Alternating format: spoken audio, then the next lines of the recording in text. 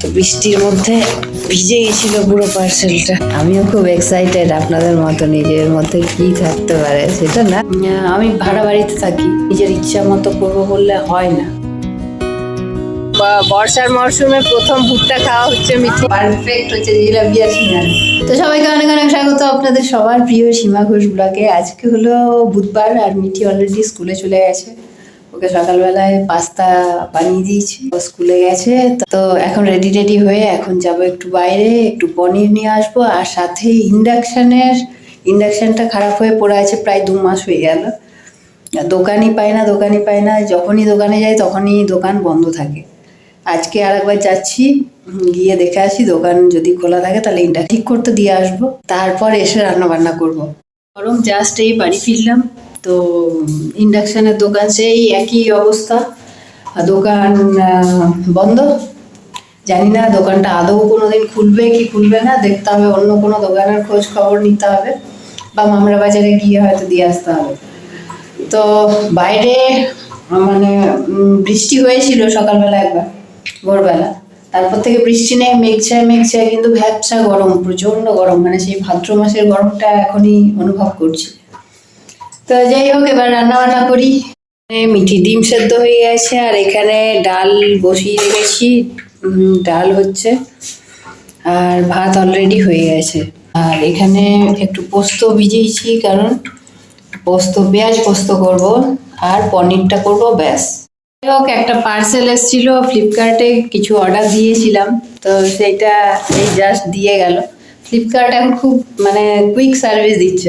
আমি 2-3 দিন আগেই জিনিসটা অর্ডার দিয়েছিলাম, তো দিয়ে গেছে, দেখাচ্ছে কি আছে এর মধ্যে। তো এই হচ্ছে পেঁয়াজ পোস্ত হয়ে গেছে। আর এই কড়াইটা এখনো ইউজ করতে বাধ্য হচ্ছি, কারণ আমার কাঠের খুন্তি এখনো আসেনি। দেখি যাব করে যাওয়াই হচ্ছে না, কবে যাই। ইন্ডাকশনটা নিয়ে যাব যেদিন, সেদিনকে নিয়ে আসবো। তো এই হচ্ছে আমাদের পেঁয়াজ পোস্ত, আর একটু কাঁচা পোস্ত বাটা রেখে দিলাম, কারণ মিঠি কাঁচা পোস্তটাও খেতে ভালোবাসে। আর এখানে একটু আলু সেদ্ধও করে নিলাম, মিঠির ডিম সেদ্ধ, আর পনিরটা তো হয়েই গেছে। ব্যাস, হয়ে গেল রান্না, আজকের মতন কমপ্লিট।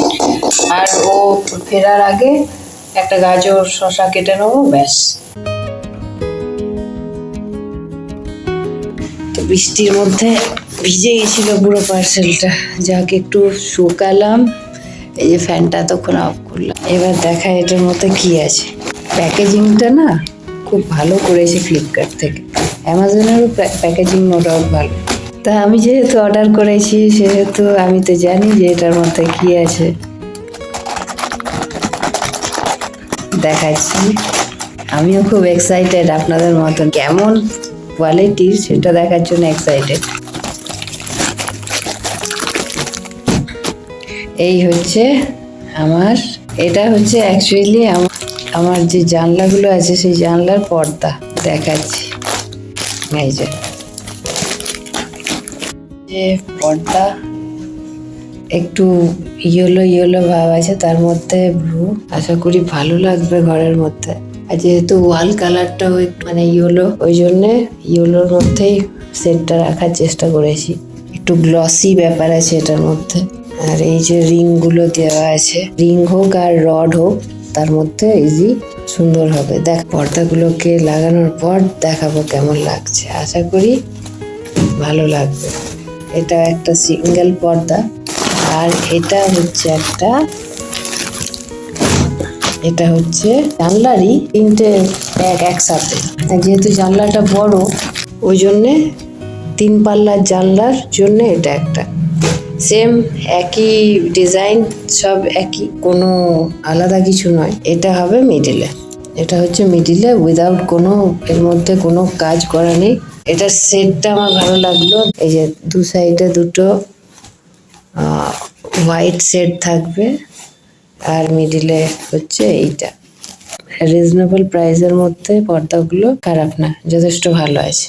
তো অ্যাকচুয়ালি এতদিন আছি এই বাড়িতে, পর্দা কেনা হয়নি, লাগানো হয়নি। ব্যাপার হচ্ছে আমি ভাড়া বাড়িতে থাকি। এবার এখানে আমি আসার পর থেকে চিন্তা করছিলাম একটু ছোট ঘর দেখে ভাড়া নেব, যার জন্য এখানে আর কিছু ডেকোরেশন বা কিচ্ছু আমি মানে করার দিকে যায়নি বা সামর্থ্য সেই মুহূর্তে হয়ে ওঠেনি। দিন ধরেই ভাবছিলাম যে পর্দা লাগানোর ব্যবস্থা করতে হবে, কারণ ঘর তো খুঁজে পাচ্ছি না কোনো ছোট রুম। কারণ মিঠি আর আমি যেহেতু থাকি, আমাদের এত বড় ঘরের প্রয়োজন হয় না, তার জন্য ছোট ঘর খুঁজছিলাম। ভেবেছিলাম যে বাড়িতে যাব সেই বাড়িতে যতগুলো জানলা থাকবে বা দরজা থাকবে সেই হিসাব মতো পর্দা সেখানের ওয়াল কালারকে মাথায় রেখে কিনবো। দেখলাম যে না, এখানেই যখন স্টে হয়ে গেছি, পাচ্ছি না বাড়ি নিতান্ত, ওই জন্য পর্দা কিনে নিলাম। এবার এগুলো লাগানোর ব্যবস্থা করব। আমি রড লাগাবো না, রড লাগালে অনেক প্রবলেম আছে।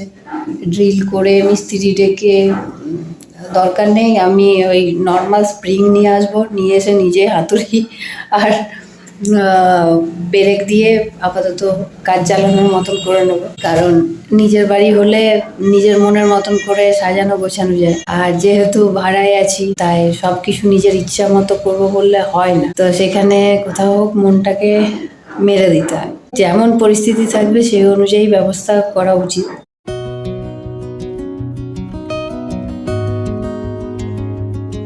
আজকে এই বর্ষার মরশুমে প্রথম ভুট্টা খাওয়া হচ্ছে মিঠি। বর্ষা পড়ছে না, এখন প্রচুরই গরম লাগছে। আইসক্রিম খাওয়া উচিত, ভুট্টা খাওয়া যাচ্ছে না। সাথে এই যে চপ, সরি সিঙ্গারা আছে, মিষ্টি আছে, জিলাপি আছে। গরমে আইসক্রিম খাওয়া যাচ্ছে না, কিন্তু সব কিছু খাওয়া যাচ্ছে। ওর এখন ইচ্ছা হচ্ছে আইসক্রিম খেতে। আপাতত ভুট্টাটা পোড়ানো হোক, তারপর দেখছি। ততক্ষণে এগুলো ঠান্ডা না হয়ে গেলে হয়। বাড়ি ফিরলাম, এখন দেখি এটা ঠান্ডা আছে না গরম আছে। গরম গরম সিঙ্গারা নিয়েছিলাম আর জিলাপি নিয়েছিলাম, দেখি এখন ঠান্ডা আছে না গরম।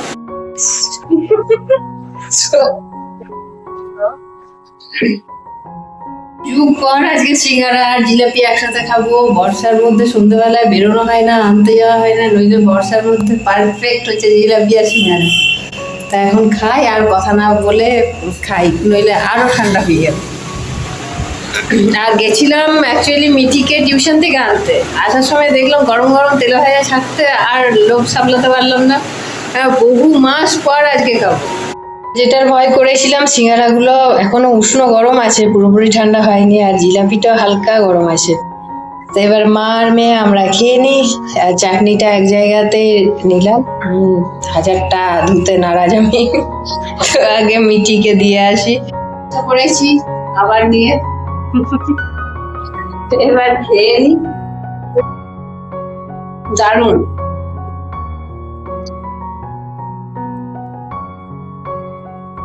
আজকের ব্লগ আর বেশি বড় করছি না। ভালো লাগলে অবশ্যই লাইক, শেয়ার আর সাবস্ক্রাইব করবেন।